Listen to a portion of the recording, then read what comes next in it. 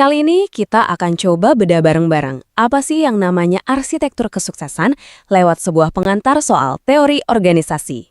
Pernah kepikiran gak sih, kenapa ya ada perusahaan kayak Google atau Apple yang inovatif banget, sementara yang lain kayaknya gitu-gitu aja? Nah, rahasianya itu seringkali bukan soal hoki, tapi soal desain. Yap, desain inilah yang kita sebut sebagai cetak biru kesuksesan. Dan ternyata, cetak biru ini ada nama ilmunya loh. Jadi, intinya tuh ada di sini.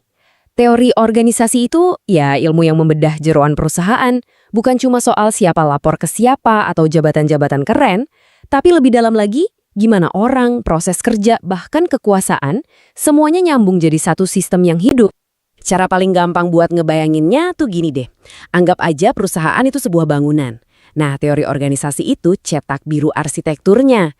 Dia yang nentuin fondasinya, tata letaknya, sampai gimana semuanya nyambung biar bangunannya kokoh dan berfungsi dengan baik. Lewat arsitektur ini, kita jadi bisa ngerti banyak hal. Mulai dari gimana tim kerja bareng, gimana kondisi pasar bisa nentuin keputusan penting, sampai kenapa budaya perusahaan itu bisa jadi pendorong inovasi atau malah jadi penghambat. Ini benar-benar kayak peta buat memahami denyut nadi sebuah organisasi. Oke, sekarang kita masuk ke bagian yang penting banget nih. Dalam arsitektur perusahaan ini, ada dua sisi yang harus kita lihat. Cetak birunya yang gede dan orang-orang yang ada di dalamnya. Nah, di sini kelihatan jelas banget bedanya. Di satu sisi ada teori organisasi. Ini ngelihatnya dari helikopter view, fokusnya makro, ke struktur dan sistem secara keseluruhan.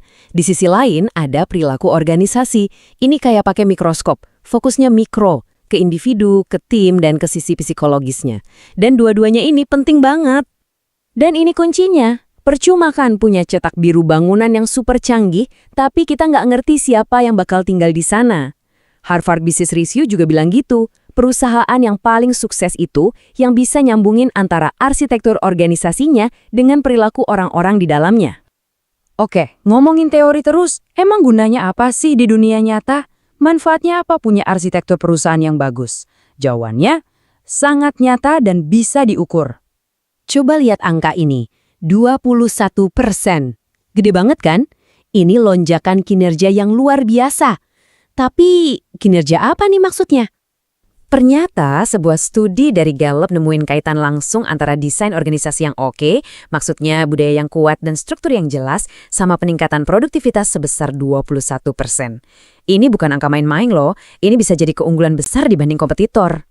Dan bukan cuma itu aja, studi lain dari McKinsey dan Deloitte juga nunjukin manfaat lainnya. Proses perubahan jadi lebih mulus, komunikasi dan kolaborasi jadi lebih lancar, pemimpin-pemimpinnya juga jadi lebih efektif.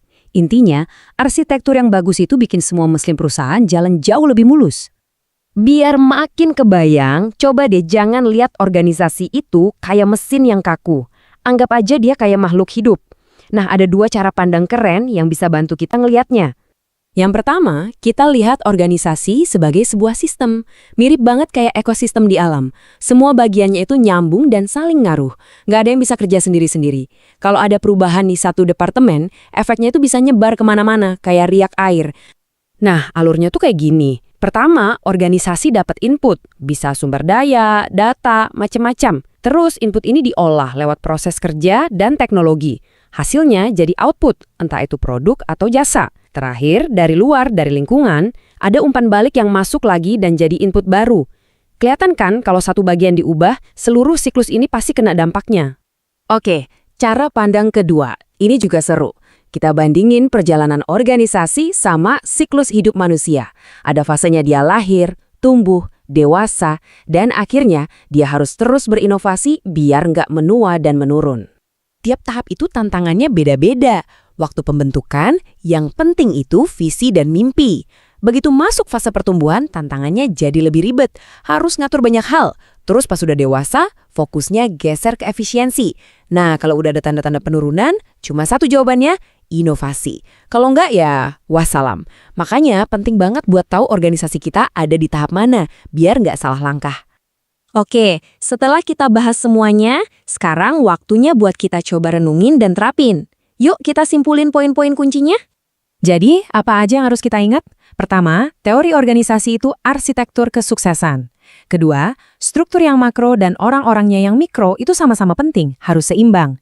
Ketiga, desain yang bagus itu bukan cuma teori, tapi beneran ngasih hasil yang bisa diukur. Dan terakhir, ingat, organisasi itu hidup, dia terus tumbuh dan berubah. Sebagai penutup, saya mau kasih satu pertanyaan buat Anda renungkan. Dari semua yang kita bahas tadi, coba deh pikirin, organisasi Anda sekarang ada di tahap yang mana? Apalagi fokus hadapin tantangan pertumbuhan? Atau lagi ngejar efisiensi? Atau justru lagi butuh banget inovasi biar nggak ketinggalan? Jawaban dari pertanyaan ini adalah langkah pertama buat ngebangun arsitektur yang lebih kuat buat masa depan.